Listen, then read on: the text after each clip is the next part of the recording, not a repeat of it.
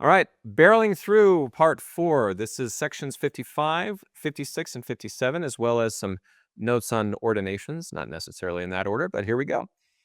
So the paper's introduction to section 55, our first version that we get is in Revelation Book 1, handwriting of John Whitmer. Verse numbering by William W. Phelps. I am definitely sensing a pattern here. It is called chapter 57 in the Book of Commandments, and it is section 68 in the 1835 Doctrine and Covenants.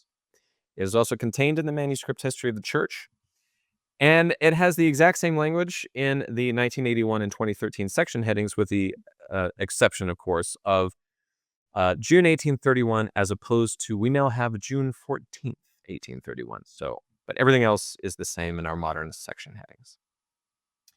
Back in the day's headings, we get some introductions here. Revelation Book 1 gives us this. 58th Commandment, June 14, 1831. Revelation to William W. Phelps and Joseph Coe, their calling, etc. The manuscript history gives us this introduction. 14th of June, 1831, Tuesday. While we were preparing for our journey to Missouri about the middle of June, William W. Phelps and his family arrived among us, and as he said, quote, to do the will of the Lord, unquote, I inquired and received the following revelation to W. W. Phelps, given June 1831. So William W. Phelps is a huge character, and I'm going to do a little piece on him here in this part and try to do this man justice. He has a very interesting story. So lighting into the section itself, though, the historical introduction gives us this from Documents, Volume 1. This revelation was directed to William W. Phelps. In 1830, Phelps was the publisher of an anti-Masonic newspaper, the Ontario Phoenix, in Canandaigua, New York, about 14 miles from Palmyra. On the 9th of April, 2 weeks after the Book of Mormon was offered for sale, Phelps purchased a copy. He later wrote, quote, notwithstanding my body was not baptized into this church till June of 1831, yet my heart was there from the time I became acquainted with the Book of Mormon, unquote.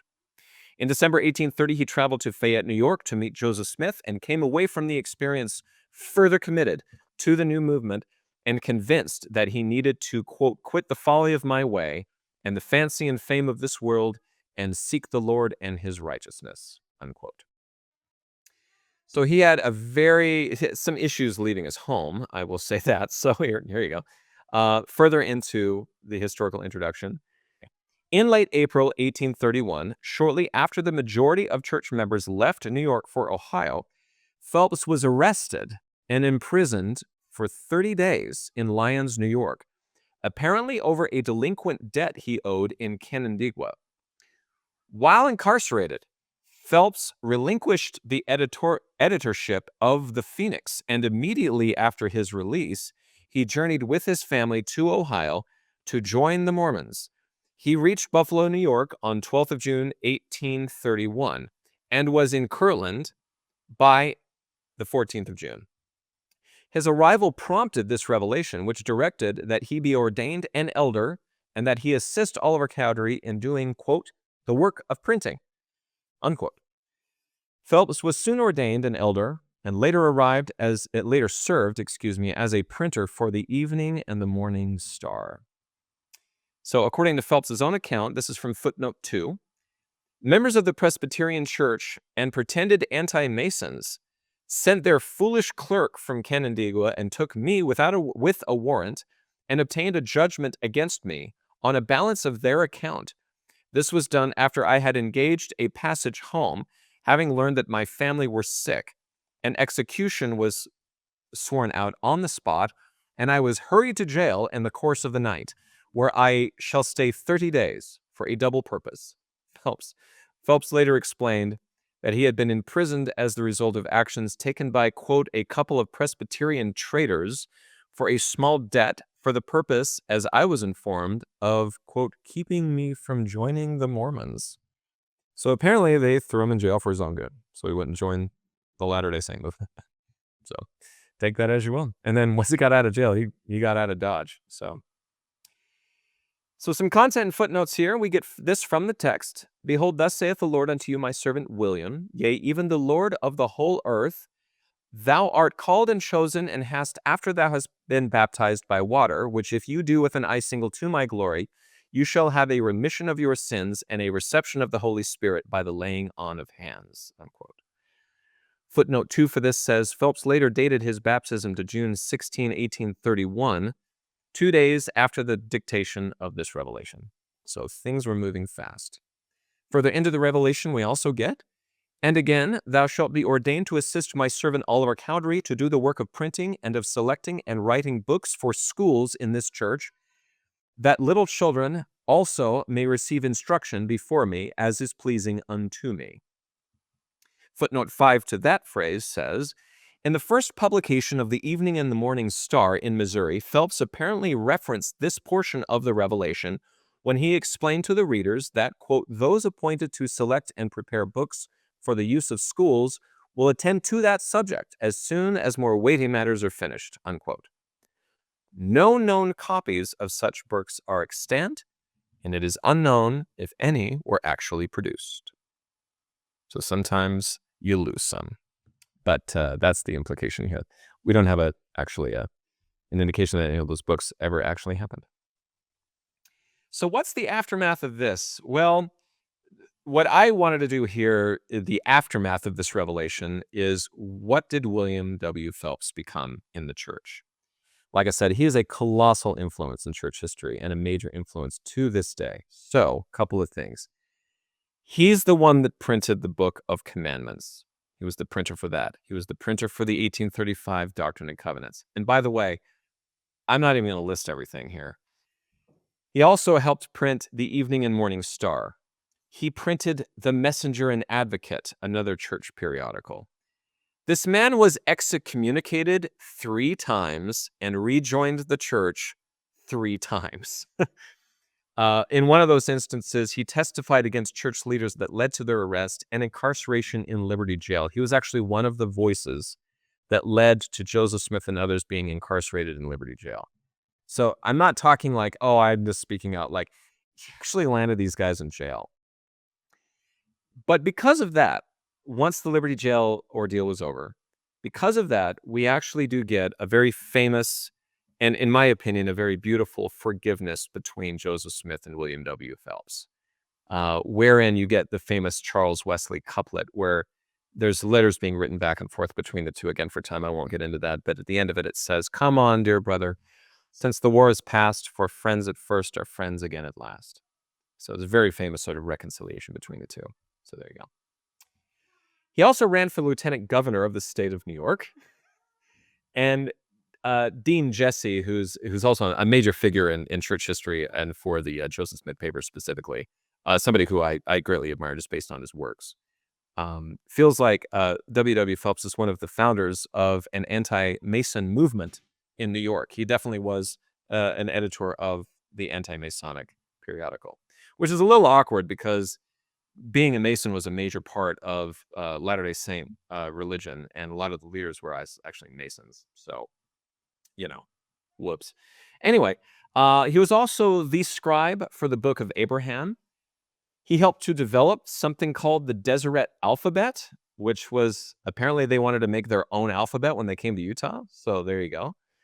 He is the first printer of the Deseret News in Salt Lake City, which to this day, as of this recording, if you open up the Deseret News app, they're celebrating 175 years. And I will have to say that I am a former technical employee of that very organization. So I used to work for KSL Television, and I was on the engineering side.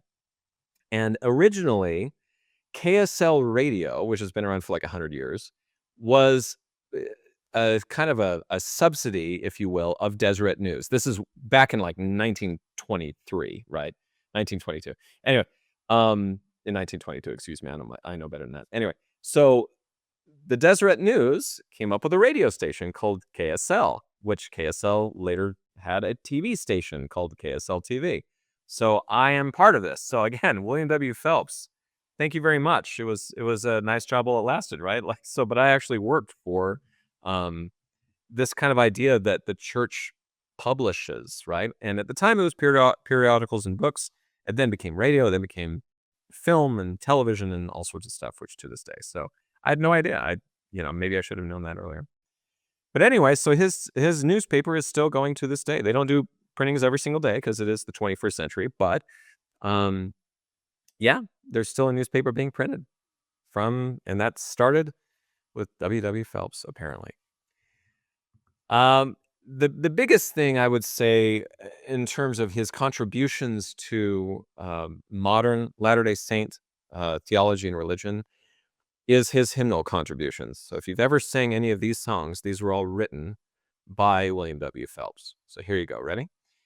Adamon Diamon was written by William W. Phelps. Come all ye saints of Zion. Come all ye saints who dwell on earth. Come let us sing an evening hymn. Gently raise the sacred strain. Glorious things are sung of Zion. Hosanna anthem. If you don't know, when you're doing temple dedications, that Hosanna anthem was written by W. Phelps. If you could hie to Kolob. Now let us rejoice. Very famous song. Now we'll sing with one accord. O God, the eternal Father. I feel like we sing that about every month in sacrament meeting. Oh, stop and tell me, Red Man. Not really familiar with that one. I think we took that one out of the boat for maybe obvious reasons. Praise to the man. That was W. Phelps. The Spirit of God like a fire is burning, and we're not ashamed to own our Lord. Now, Phelps also reworded a couple of popular hymns, turning them into uniquely Latter-day Saint hymns. So Joy to the World, if you don't know, was actually kind of retweaked for us. I think we say saints and angels sing, and some other people say heaven and angels sing. And I forget which one is which, but that was changed by W. Phelps. And then Redeemer of Israel was also modified by him. So huge influence. He is buried in the Salt Lake City Cemetery, and on the front of his tombstone, you're going to read, "The Spirit of God like a fire is burning." And on the back of it, "There is no end to matter, there is no end to space, there is no end to spirit, there is no end to race, there is no end to glory, there is no end to love, there is no end to being, there is no death above," which is the final phrase of "If you could hide a Kolob." So that's W. Phelps. A colossal figure, and somebody who was excommunicated and recommunicated 3 times. So, or is that 6 times? But anyway, yeah, a very interesting life from a very interesting man. So we're going to move right along into section 56. The first copy of this we have is in Revelation Book 1. It is in the handwriting of John Whitmer. It includes its own introduction section, which is kind of fun. We'll get to that in a minute. The verse numbering and punctuation by W. Phelps. Yes, that guy. Oliver Cowdery made an addition here in his own hand, which says, quote, "For according to that which they do," unquote. So that was a later insertion in the handwriting of Oliver Cowdery. There is another copy of this in a section that the Joseph Smith Papers calls a Revelation in an Unknown Hand. As you can see here, it is called a commandment to the churches. And this letter, it seems to me, because it's folded that way, is held currently in the Church History Library. So, commandment to the churches. It is chapter 58 in the Book of Commandments and section 69 in the 1835 Doctrine and Covenants. You'll also find it in the manuscript history of the church. There are some differences between 1981 and 2013 section headings here with the sort of the influence of the Joseph Smith Papers. So you get June 1831 originally, but now it is called June 15th, 1831. There you go. Now, the 1981 version of this says, quote, "Ezra Thayre, who had been appointed to travel to Missouri with Thomas B. Marsh, was unable to start on his mission. And when the latter was ready, Elder Thayre was not ready to depart on his journey because of his involvement in the problems at Thompson, Ohio." Now, we talked about that. The Lord answered the prophet's inquiry on the matter by giving this revelation. The 2013 edition of this says, "This revelation chastises Ezra Thayre for not obeying a former revelation, the commandment referred to in verse 8, which Joseph Smith had received for him, instructing Thayre concerning his duties on Frederick G. Williams' farm, where he lived. The following revelation also revokes Thayer's call to travel to Missouri with Thomas B. Marsh." So as you know, one theory behind this is that he didn't build a house that he was supposed to be building. Yeah. Okay. So there you go.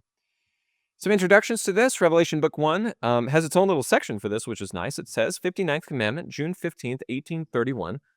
Thomas B. Marsh was desirous to know what he should do, as the Lord had commanded him and Ezra Thayre to take their journey to the land of Missouri. But Thayre could not get ready, as he said, as soon as Thomas wanted that he should, and these are the words of the Lord as follows.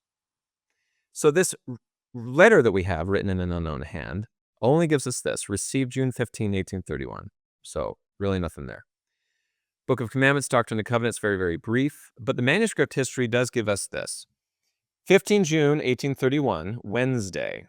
Soon after I received the foregoing, which is section 55, Elder Thomas B. Marsh came to inquire what he should do, as Elder Ezra Thayre, his yoke fellow in the ministry, could not get ready for his mission to start as soon as he, or Marsh, could. And I inquired of the Lord and received the following. Revelation given June 1831 to Joseph Smith, Jr. Now, I'm not here to tell anybody what to do, but when I was on a mission, they were called companions, but I think yoke fellow would have been awesome. Why aren't we using that? Just, I don't know, fill in the history a little bit there. So now we get into the historical introduction of Documents, Volume 1. It says this. Thayre and Marsh had been commanded in a June 6, 1831 revelation to take their journey, also preaching the word by the way unto this same land, Missouri. And 9 days later, Marsh was apparently ready to depart with others traveling to Missouri, while Thayre was not. An earlier revelation directed Thayre to board with Joseph Smith Sr. on Frederick G. Williams' farm. That same revelation directed that, quote, all the brethren immediately assembled together and put up an house for my servant Ezra, unquote, on Williams' property. It also instructed Thayre to, quote, humble himself, and at the conference meeting he shall be ordained unto power from on high, and he shall go from thence, if he be obedient unto my commandments, and proclaim my gospel unto the western regions with my servants, that must go forth even unto the borders of the Lamanites, unquote. So a footnote in this says, Thayre was also among those ordained to the high priesthood at the June conference associated with this revelation. So whatever happened to this? What happened to Ezra? Well, historical introduction gives us this. It is uncertain what prevented Thayre from accompanying Marsh, but this revelation refers to the former commandment which I have given him, Thayre, concerning the place upon which he lives, and the money Thayre had apparently paid for it. It is likely that he paid some of the balance Williams owed Isaac Moore on the farm where he and the prophet Joseph Smith Sr.'s family lived and worked, because the revelation asserts that, quote, there shall no divisions be made upon the land, unquote. Thayre may have previously requested that before his departure for Missouri, a title be assigned to him for the portion of land he had paid for. The revelation also suggested that he might have requested that the money he had paid toward the debt be returned to him if he was not assigned title. So why the revelation and why revoking the calls? Well, the 6th of June 1831 revelation had also directed that Newell Knight, leader of the Colesville branch then located at Thompson, Ohio, and Sella Griffin traveled together to Missouri. Both men received further instruction in this 15 June revelation. Recent difficulties between the Colesville, New York believers and the landowner Lee McCopley, who withdrew his offer to allow them to settle on his property, prompted a 10th of June revelation that directed the Colesville group to move to Missouri. That revelation further instructed the Thompson members to, quote, appoint whom you will to be your leader and to pay monies for you, unquote.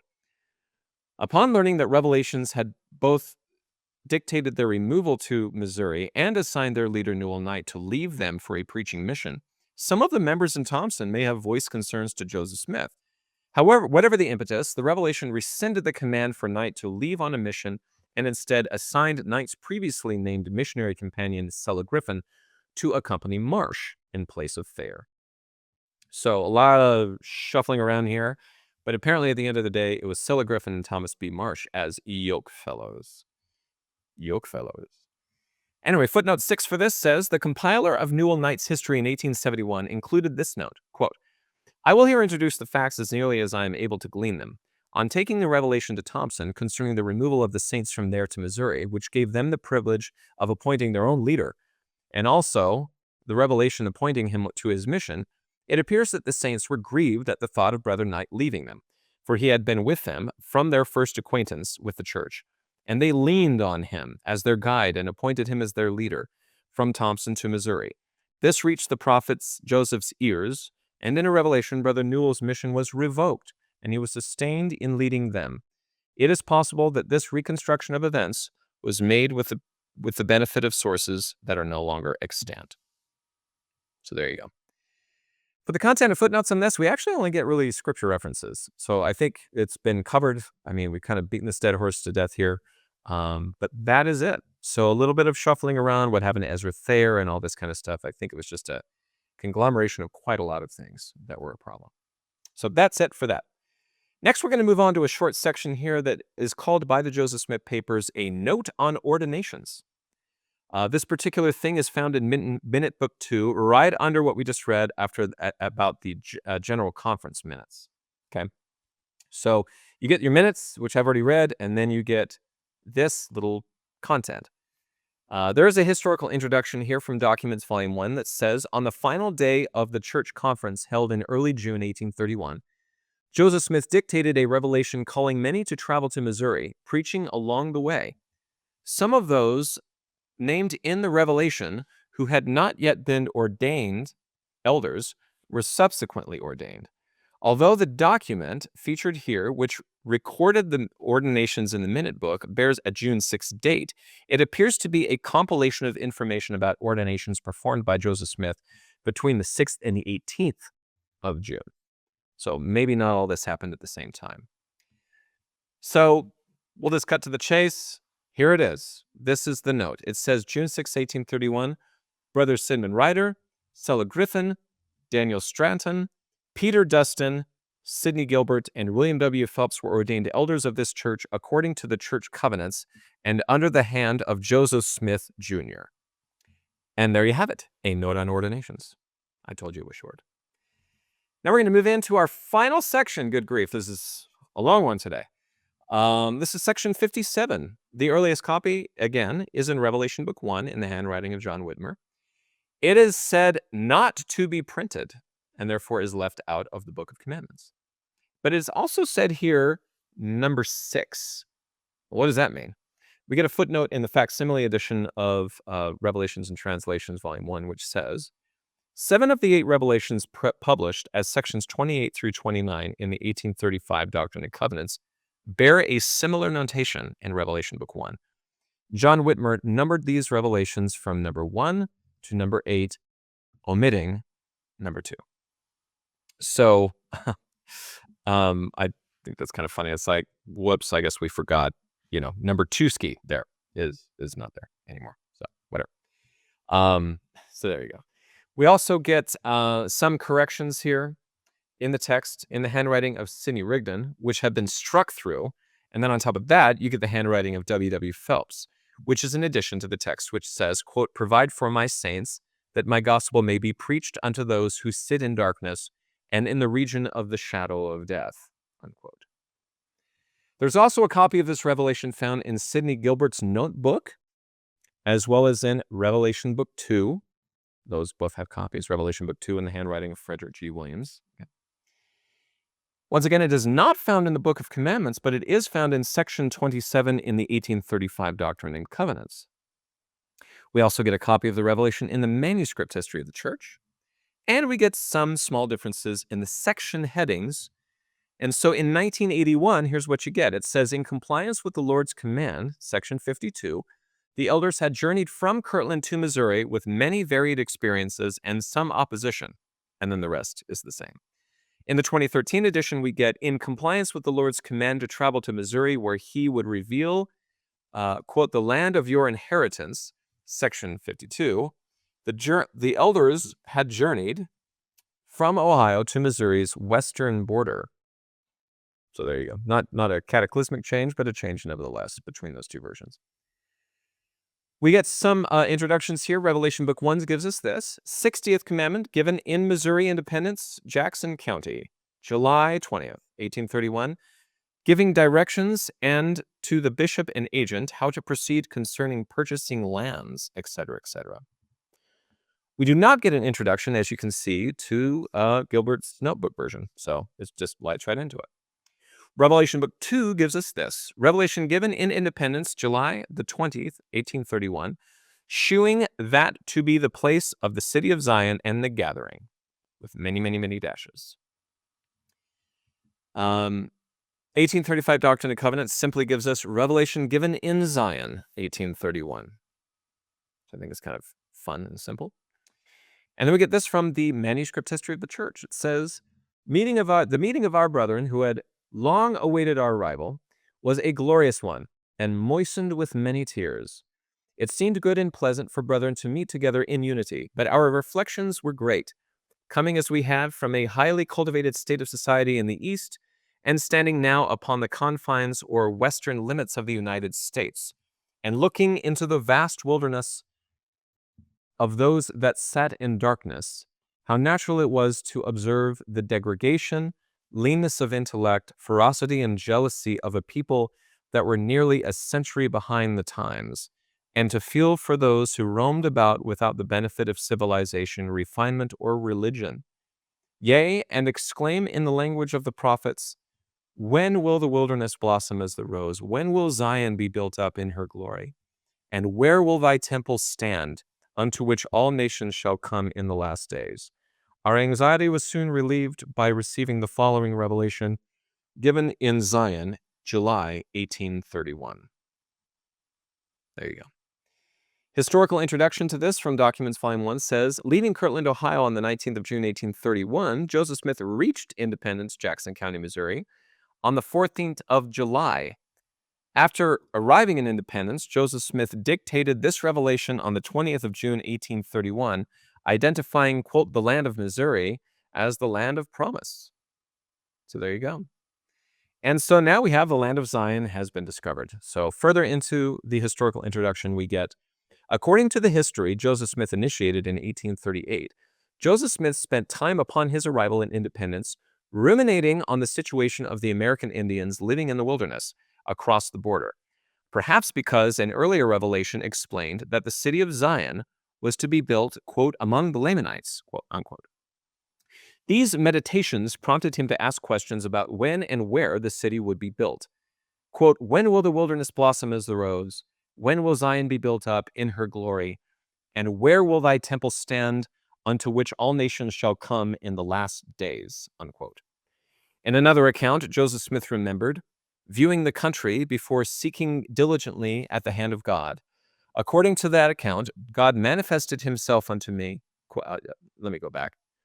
According to that account, God, quote, manifested himself unto me and designated to me and others the very spot upon which he designed to commence the work of the gathering and the upbuilding of an holy city which should be called Zion, unquote. The revelation designated Missouri as the land of Zion, established Independence as the place at which to build the city of Zion, and designated the spot on which to build the temple. It also provided instructions to Partridge, who was appointed a bishop in February 1831, and Sidney Gilbert, who was designated in June 1831 as an agent to the church, on purchasing lands and distributing them to church members so that the members could gather in Missouri. It further assigned Gilbert to open a store and Phelps to establish a printing operation, which is eventually where you get the first versions of copied revelations from, which is kind of fun. So let's get into it a little bit. The content. Some of the text states here, behold, the place which is now called Independence is the center place, and the spot for the temple is lying westward upon a lot which is not far from the courthouse. Always thought that was kind of fun in the scriptures. Footnote 5 to this says, this courthouse was an almost completed brick structure built in the center of Independence's public square. The public square, on which the town of Independence was centered, was situated on the highest point of the gentle sloped bluffs on the southern side of the Missouri River between the Blue and Little Blue rivers. So that's the courthouse. Revelation further says later on, wherefore it is wisdom that the land should be purchased by the saints, and also every tract lying westward, even unto the line running directly between Jew and Gentile, and also every tract bordering by the prairies, inasmuch as my disciples are enabled to buy lands. Footnote 6 to this. The spot for the temple was on a western promontory of the same bluff as the courthouse, but outside the town's boundaries. Ezra Booth, who arrived in Missouri shortly after Joseph Smith, wrote that the temple spot was, quote, 1/2 of a mile out of the town, and on a rise of ground a short distance south of the road, unquote. The spot was marked at this time during Joseph Smith's stay in Missouri, and by the end of the year, Bishop Edward Partridge purchased a parcel of land, including the spot. My goodness, say that 10 times fast. Bishop Edward Partridge purchased a parcel of land. Yikes. Anyway, so there's your footnote. And so technically speaking, the temple was outside of city limits, but I guess when you're building a city of Zion, you get to set the city limits, which I think leads to some of the conflict between independents and the Latter-day Saints. So anyway, we'll get to that much later in our episodes. Further into that, we have some more text which says, and also let my servant Sidney obtain a license. Behold, here is wisdom, and whoso readeth him, let him understand. That he may send goods also unto the Lamanites, even by whom he will as clerks appointed in his service, and thus the gospel may be preached unto them. Now, we've already talked about this, about how these licenses are not just for like church. This is also for preaching to Native Americans. So we get footnote 14. Since Oliver and his companions were ordered off the native lands, they needed to find another way to get to the native tribes. Ezra Booth stated, quote, in addition to this, and to cooperate with it, it has been made known by revelation that it will be pleasing to the Lord that they form a matrimonial alliance with the natives. And by this means the elders, who comply with the things so pleasantly to the Lord, and for which the Lord has promised to bless those who do it abundantly, gain a residence in the Indian territory, independent of the agent, unquote. 3 decades later, William W. Phelps also recounted that Joseph Smith dictated a revelation to this effect. So I guess that means let's go marry some people from this group, which is a little strange, not something that I think was, as far as I can tell, really acted upon. But anyway, yeah. But I mean, and this is, there was a lot of intermarrying between the European settlers, if you will, and the Native American tribes. So a little of that is in my own family history. So I guess it's not out of the question, but something I really hadn't heard before then. So there you go. We further get to this a little further into the text. And concerning the gathering, let the bishop and the agent make preparations for those families which had been commanded to come to this land as soon as possible, and plant them in their inheritance, and unto the residue of both elders and members, further directions shall be given hereafter, even so. Amen. So, who was ordered to go? Who was actually ordered to go to Missouri? We get this from footnote 16. Aside from the Partridge, Gilbert, and Phelps families, the only families who had been commanded to migrate to this point were church members originally from Colesville, New York, who had been relocated to Ohio. A June 1831 revelation instructed those members to continue to the western Missouri border. So this is the Lehman Copley group. And that's it. Those are the only people that you have. Partridge family, yuck. Gilbert and Phelps families, as well as the Colesville Saints that were kicked out of their spot. So there you go. Now, I don't know if I've said this already. That's the end of our episode for today. The way that I've been doing this is I script this out, and generally speaking, my scripts are about 6 to 8 pages long. And I just wanted to let you know that with all that's been going on with this particular script is 18 pages long. So this might be the longest episode of the entire series. So thank you so much for sticking with this, if you stuck with this. Again, we're on YouTube. This will be put in parts and the entire episode on YouTube, and also on Spotify and Apple Podcasts. Very sorry for the length if that was a problem, but otherwise, a lot of really interesting and juicy details and a lot of clarifying things as we have done what we do, which is filling in the history. So have a great week, and thank you so much. This is the amateur historian saying, my goodness, that was a very long episode. Have a good week.